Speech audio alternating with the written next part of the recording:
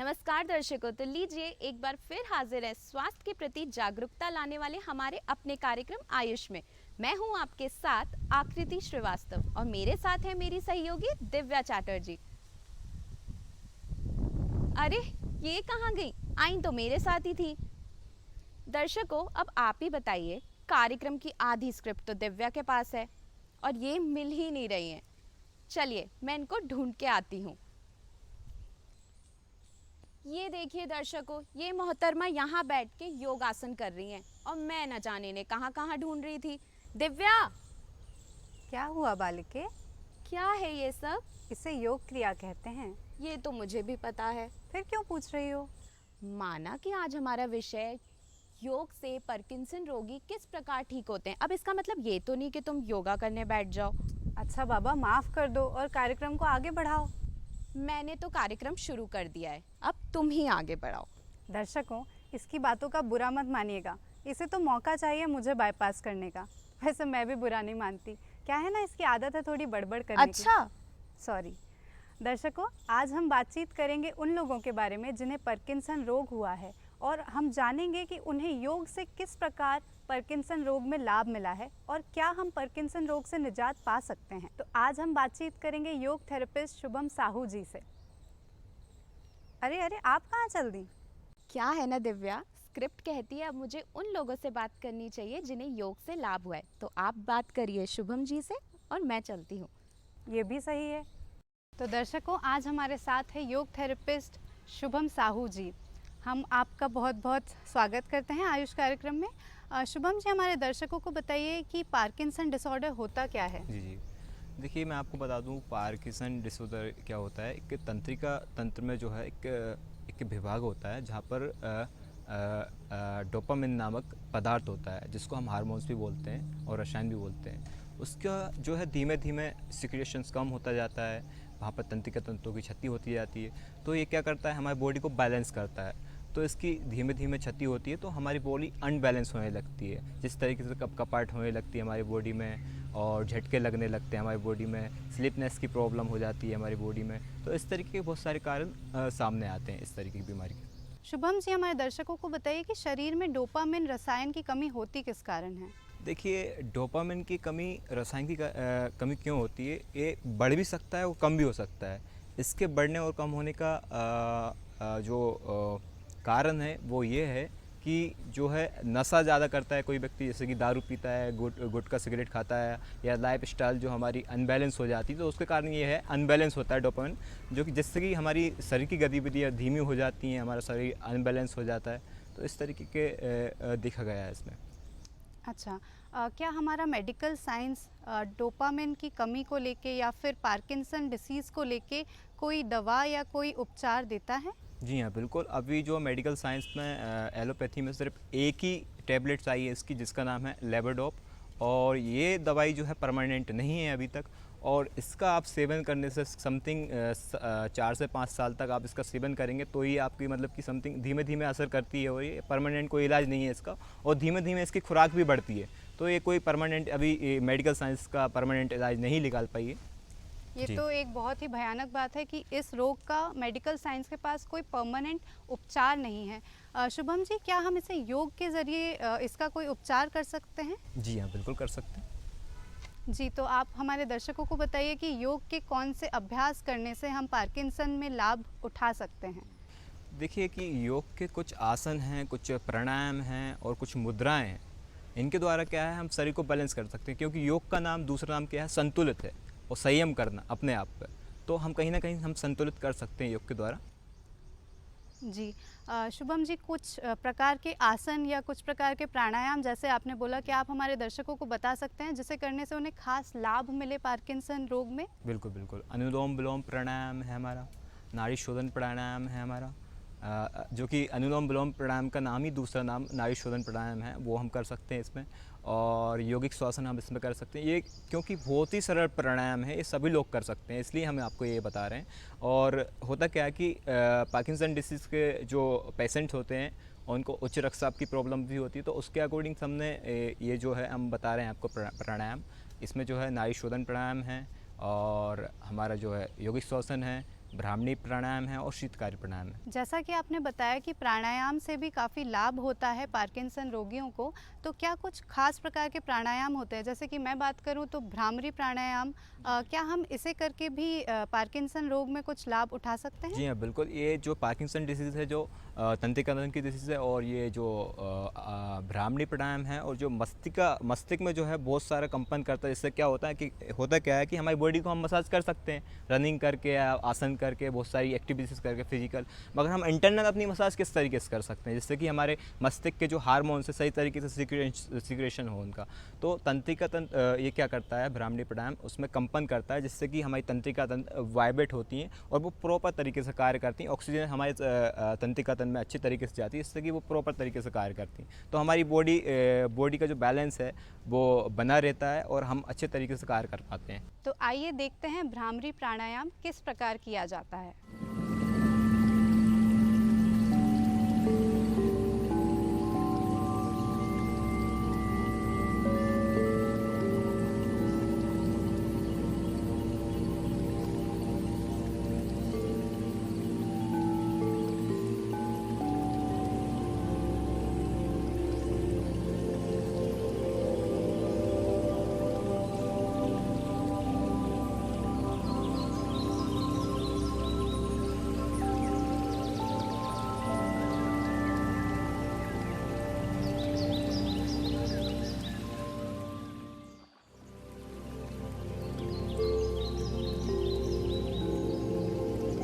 शुभम जी, अगला प्राणायाम कौन सा है? अनुलोम विलोम के बारे में आप हमारे दर्शकों को बताइए। जी बिल्कुल, अनुलोम विलोम जो है एक बहुत ही अच्छा प्राणायाम है जो कि सभी लोग कर सकते हैं इसको, है ना। और इस प्राणायाम के बारे में कहा गया है कि ये 72,000 नाड़ियों को हमारी शुद्ध करता है। यानी कि हम मेडिकल साइंस में हम इसको देखते हैं तो अपनी जो नस नाड़ियाँ हैं, आर्टरीज और वेन्स हैं और सिरा और धमनियाँ हैं, इसको हम मेडिकल साइंस में बोलते हैं। इसमें क्या करता है वो कि इसका संतुलित करता है और उसमें जो है रक्त प्रवाह का जो संतुलन है वो सही तरीके से बनाता है और ऑक्सीजन का जो फ्लो है वो सही तरीके से करता है। क्योंकि ऑक्सीजन की कमी होने से हमारे शरीर में बहुत सारी परेशानी होती हैं, बहुत सारे रोग उत्पन्न होते हैं, जिससे कि वो संतुलित कर सकता है। तो आइए देखते हैं अनुलोम विलोम करने का सही तरीका क्या होता है।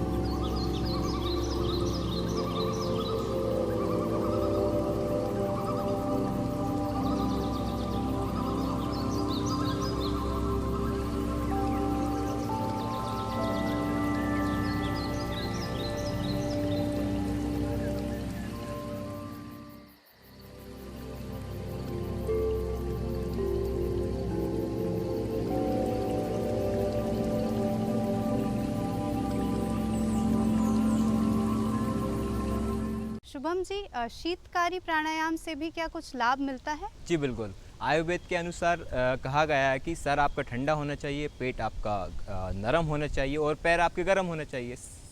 सादी सिंपल बात है। और शीतकारी प्राणायाम क्या करता है, शीत यानी कि शीतल और कारी यानी कि ठंडक पहुंचाने वाला, करने वाला। तो ये क्या करता है, हमारे मस्तिष्क में जो है ठंडक रखता है, जिससे कि हमारे मस्तिष्क में जो है गतिविधियाँ जो हैं हमारी कंट्रोल करता है जो मस्तिष्क, तो उससे गतिविधियाँ हमारी प्रॉपर तरीके से होती हैं। क्योंकि जाहिर सी बात है, सीधी सी बात है, जब हमारा मस्तिष्क कूल रहेगा, ठंडा रहेगा एकदम, तो हम अच्छे तरीके से काम कर पाएंगे, अच्छी तरीके से वर्क कर पाएंगे। तो दर्शकों, चलिए देखते हैं शीतकारी प्राणायाम किस प्रकार किया जाता है।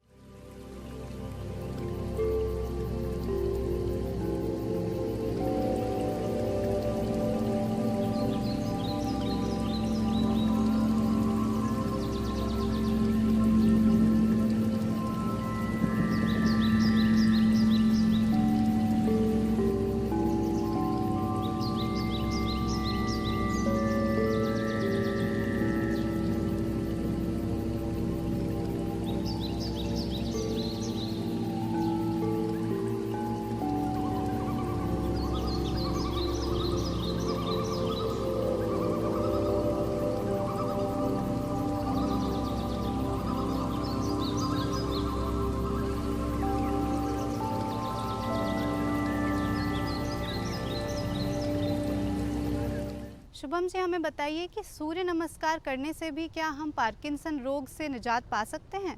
जी हाँ, बिल्कुल पा सकते हैं। शुभम जी, क्या सूर्य नमस्कार करने से भी पार्किंसन रोग में कुछ आराम मिलता है? जी हाँ, बिल्कुल मिलता है। देखिए, सूर्य नमस्कार क्या करता है हमारी बॉडी में। सबसे पहले मैं आपको बात बता दूँ, एक रिसर्च हुई थी जैसे पार्किंसन की, और उसमें बताया गया था कि डोपामिन को हम किस तरीके से बढ़ा सकते हैं, इसको हम कंट्रोल कर सकते हैं। तो उसमें बताया था कि फ़िज़िकल एक्टिविटीज़, तो फिज़िकल एक्टिविटीज़ का सबसे अच्छा उपाय और सबसे अच्छा जो कि शारीरिक, मानसिक एवं आध्यात्मिक हो, जो कि सूर्य नमस्कार है। ये हमारे शरीर में बहुत अच्छे तरीके से वर्क करता है, ऑक्सीजन लेवल को बढ़ाता है, हमारी लंग्स कैपेसिटी को इम्प्रूव करता है, हमारे मसल्स को स्ट्रॉन्ग करता है। देखा गया है कि मसल्स हमारे कमज़ोर हो जाते हैं, कहीं ना कहीं हम झटके लगने लगते हैं, हमारी पार्किंसन डिसीज जब हमें होती है, तो उसमें कहीं ना कहीं बहुत ही फ़ायदेमंद है। आप रोज़ इसको कर सकते हैं। पार्किंसन रोगियों को शारीरिक गतिविधियां करने में बहुत मुश्किल आती है, तो सूर्य नमस्कार क्या उनके लिए एक चुनौती हो सकता है, और अगर हाँ तो क्या हमारे पास इस चीज़ का कोई विकल्प है? जी हाँ, बिल्कुल है कि देखिए 60 के बाद जो होता क्या है कि पार्किंसन डिसीज़ एकदम से हाई लेवल पर पहुंचने लगती है धीमे धीमे। इसमें होता क्या कि चेयर से उठ नहीं पाते कुछ लोग, और जिस तरीके से और भी गतिविधियां नहीं कर पाते। तो होता क्या है कि हमने एक ख़ास प्रकार का एक डिज़ाइन किया है सूर्य नमस्कार, जिसको हमने दिया है चेयर सूर्य नमस्कार, तो वो आप इसको कर सकते हैं। तो आइए देखते हैं सूर्य नमस्कार और चेयर सूर्य नमस्कार में क्या अंतर होता है और इसे किस प्रकार किया जाता है।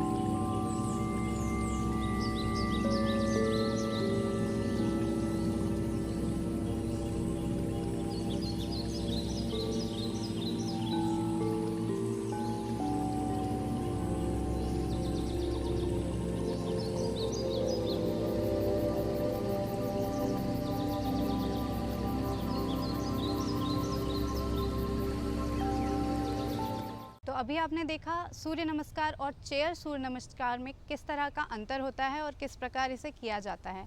इसी बात से याद आया, आकृति हमें किसी से मिलवाने वाली थी। चलिए देखते हैं कौन है आज के गेस्ट। चलिए आपको मिलवाते हैं हरि प्रकाश भार्गव जी से और जानते हैं उनको योग से क्या क्या फ़ायदा हुआ है। रिटायर्ड होने के बाद मेरी स्थिति काफ़ी गड़बड़ थी। मैं चलने फिरने में काफ़ी असमर्थ था। मेरे चलने में ऐसा लगता था कि मैं गिर जाऊंगा, और मेरे हाथ पैर में जो है कपकपी चलती थी। फिर मैं योग से जुड़ा, और जुड़ करके मुझे जो है धीरे धीरे लाभ हुआ। अब मैं चलता तो हूँ, लेकिन ज़्यादा नहीं चल पाता हूँ। अभी भी मुझे थोड़े घुटनों में दर्द रहता है, और मैं जो है पूरी तरीके से स्वस्थ जब ही हो पाऊँगा जब मैं योग से लगातार और जुड़ा रहूँगा। योग ही एक ऐसा साधन है जिससे कि हम जो है स्वस्थ हो सकते हैं। शुभम जी, हमें अगले आसन के बारे में बताइए। जी, अगला आसन है हमारा वृक्षासन, जो कि वृक्षासन जो है एक बहुत ही अच्छा आसन है और बहुत ही सरल आसन है। ये सभी लोग कर सकते हैं, और ये आसन जो है संतुलित करने का काम करता है हमारे मस्तिष्क में। तो इससे क्या होता है, हमारी बॉडी एकदम संतुलित होती है वृक्षासन से, और हमारी पैर की, जांघों की और जो भी मांसपेशियां हैं, हड्डियां हैं पैर की, काफ़ी मजबूत होती हैं। इसमें मगर हमें एक सावधानी ज़रूर रखना है, जिसका उच्च रक्तचाप होता है, जिसको उच्च रक्तचाप की प्रॉब्लम है, वो हाथों को बिल्कुल भी ऊपर नहीं करना है। उन लोगों को ऊपर हाथों को नहीं जोड़ना है, वो कमर पे हाथ को रख सकते हैं नॉर्मली। तो आप इसमें आपको ये सबसे बड़ी सावधानी की रखना है आपको। ये बहुत ही अच्छी बात बताई गई है। तो आइए देखते हैं वृक्ष आसन करने का सही तरीका क्या है और इसमें क्या सावधानियां बरतनी चाहिए।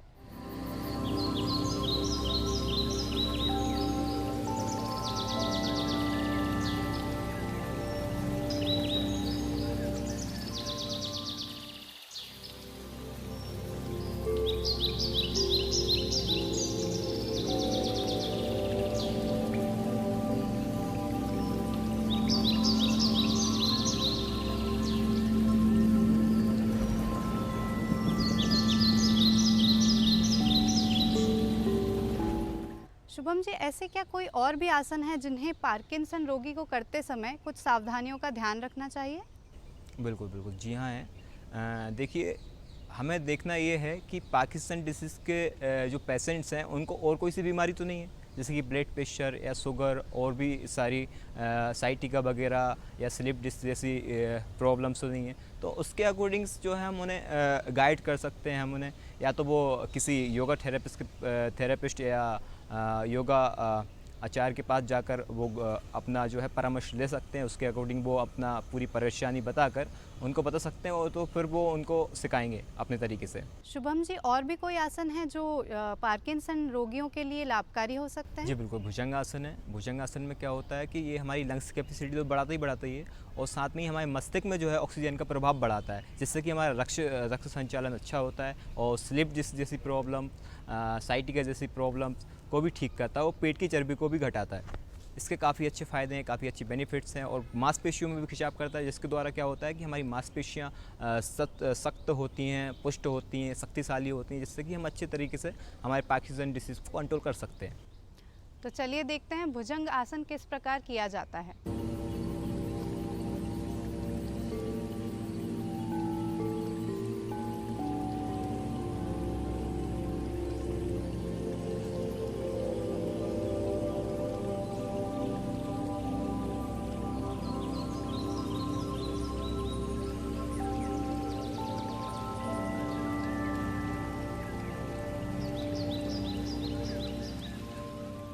शुभम जी, हमें अगले आसन के बारे में बताइए। एक पद उत्तान आसन, ये क्या करता है कि हमारे पैरों की जो मांसपेशियां हैं उनको हष्ट पुष्ट करता है, जैसे कि हमारी थाई की मसल्स हैं, हमारे जॉइंट्स के मसल्स हैं, इनको पुष्ट करता है, जिससे कि हम अच्छे तरीके से कार्य कर पाते हैं, और हमारे पैरों की अच्छी तरीके से मालिश करता है, जिससे कि हमें सपोर्ट मिलता है, कंट्रोलिंग करने में हमारी पार्किंसन डिसीज़ को हेल्प मिलती है। जैसा कि हम जानते हैं कि मेडिकल साइंस के पास इसका परमानेंट उपचार नहीं है, लेकिन योग से हमें ज़रूर कुछ ना कुछ लाभ मिल सकता है।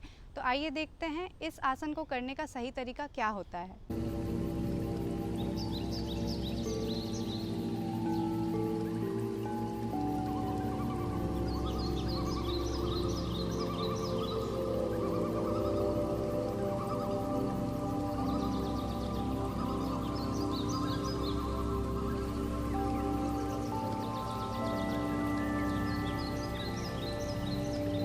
शुभम जी, क्या शव आसन करने से हमें कुछ लाभ मिल सकता है? जी बिल्कुल, बहुत ही प्रभावशाली आसन है, क्योंकि इसमें हमें आराम करने से हमें क्या होता है कि हमारी शरीर की थकावट दूर होती है, हमारे मस्तिष्क को इससे क्या होता है कि आराम मिलता है, पूरी तरीके से रिलैक्स मिलता है। इसमें हमें सबसे बड़ी बात ये रखना है कि हमें श्वासों पर ध्यान देना है। शवासन तो सब लोग करते हैं, है ना, मगर हमें इसमें एक सबसे बड़ा इम्पोर्टेंट चीज़ हमें याद रखना है, ये बात को याद रखना है कि हमें जो है अपनी श्वासों पर ध्यान देना है, और जहाँ पर भी हमारी डोपामिन नामक तंत्रिका तंत्र हैं या हमारे हार्मोन्स हैं, जहाँ पर हमें सिक्रेशंस होता है, तो हमें वहाँ पर हमारी ऑक्सीजन को ले जाना है। हमें महसूस करना है कि वो हमारे जो हार्मोन्स हैं डोपामिन नामक, वो हमारा कंट्रोल हो रहा है, बैलेंस होना है, इस तरीके का एक अनुभव करना है, इमेजिनेशन करना है हमें इस तरीके का। बिल्कुल, तो हम देखते हैं कि शव आसन किस प्रकार किया जाता है।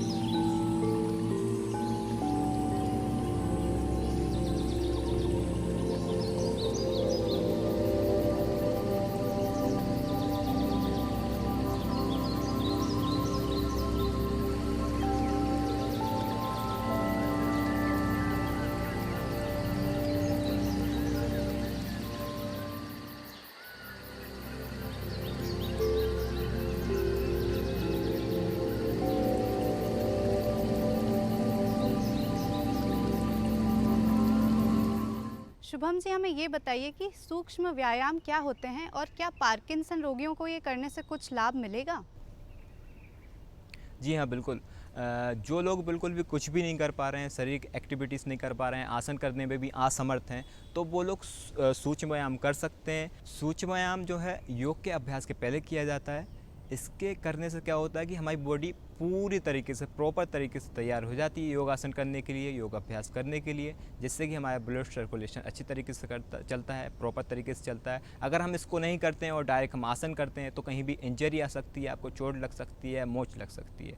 और जो लोग आसन नहीं कर सकते वो सूक्ष्म व्यायाम जरूर करें। मुझे लगता है आज के इस कार्यक्रम से काफ़ी लोगों में एक नई ऊर्जा जगी होगी कि भले ही मेडिकल साइंस के पास इसका उपचार नहीं है, लेकिन हमारे योग गुरु शुभम साहू जी के पास इसका उपचार है और वो है योग करने से। तो चलिए हम चलते हैं आकृति के पास और जानते हैं कि वो किन से मिली हैं जिन्हें योग करने से पार्किंसन रोग में लाभ मिला है। चलिए अब हमारे साथ जुड़ चुके हैं सुरेश चंद नेमा जी और जानते हैं कि योग से उन्हें क्या लाभ मिला है। 20 दिसंबर 12 के आसपास मुझे एकदम जो है जकड़न शुरू हुई। जकड़न से जो है पेट में जकड़न हुई, मस्तिष्क में जकड़न हुई और फिर मैं जांच कराई तो मुझे दो प्लेटिंग भी आई हैं और मुझे आँखों में थोड़ा कमजोरी भी, देखने में कमजोरी आई थी और उसके बाद जो है बोलने में थोड़ी दिक्कत आई थी। इसमें मुझे थोड़ा सा ये चलने में थोड़ी दिक्कत आई और इस सब कारणों से फिर मैंने जो है योग करना शुरू किया। तो बचपन से मैंने पूरा सूर्य नमस्कार करते थे और उस कारण से मुझे याद भी था कि मैं उसमें जुड़ा था और मैं जुड़ने के कारण भी उसी तरफ में गया और उस तरफ जाने के बाद मैंने घर पे जो है योग किया, सूर्य नमस्कार लगाए और लोम विलोम किए और कपालभाति की और थोड़ा सा हाथ पैर भी हिलाए, ऊपर नीचे किए। इस कारण से मुझे थोड़ा राहत मिली। शुभम जी, क्या ताड़ आसन करने से भी हमें कुछ लाभ मिल सकता है? जी हाँ, बिल्कुल। इससे क्या होता है कि जब हम हाथों को ऊपर ले जाते हैं और पूरा इंटरलॉक करते हैं पूरी फिंगरों को, तो इससे होता है कि पूरा शरीर स्ट्रेच होता है। तो इससे क्या होता है कि हमारी मांसपेशियाँ जो है एकदम पावरफुल होती हैं, बनती हैं। और ये जो आसन है इसको योग के अभ्यास के पहले ज़रूर करना चाहिए। इससे होता क्या है कि हमारी स्पाइन पूरे तरीके से खिंच जाती है। जिससे कि हम अभ्यास करते हैं तो हमारी बॉडी पूरी तरीके से, प्रॉपर तरीके से तैयार हो जाती है। इसको ज़रूर करना चाहिए योग के अभ्यास से पहले। बिल्कुल, तो हम देखते हैं ताड़ आसन करने का सही तरीका क्या है।